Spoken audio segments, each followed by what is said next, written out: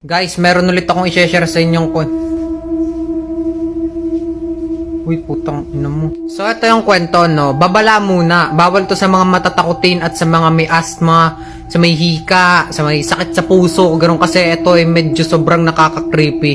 Meron pong isang lalaki na mag-isa lang po siya sa bahay niya, gano'n. Wala siyang kasama. Syempre, mag-isa nga lang sa bahay. Tapos bigla siyang parang namalikmata, tapos bigla siyang nakakita ng paa. Nakakita po siya ng paa. Syempre natakot siya kasi mag-isa lang siya sa bahay niya eh. Tapos bigla siyang makakakita ng paa. Tapos ang ginawa niya, kinusot niya yung mata niya para hindi siya, para luminaw yung paningin niya. Tapos yung paa naging tae. Syempre nawala yung takot niya kasi hindi pala paa yung nakita niya eh. Ang nakita pala niya, tae. Ang pinag-iisipan niya kung saan nanggaling yung taeng yun.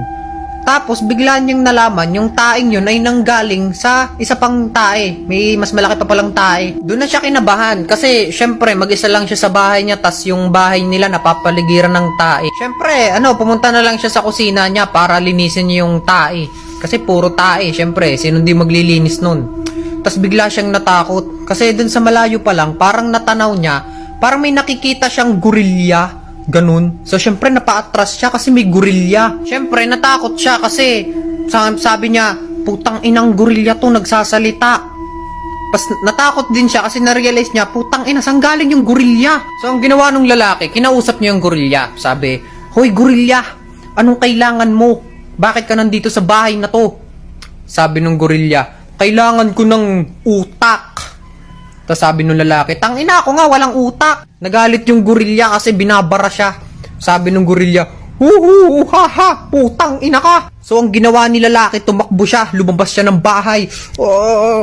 At ang susunod na nangyari, may pinya.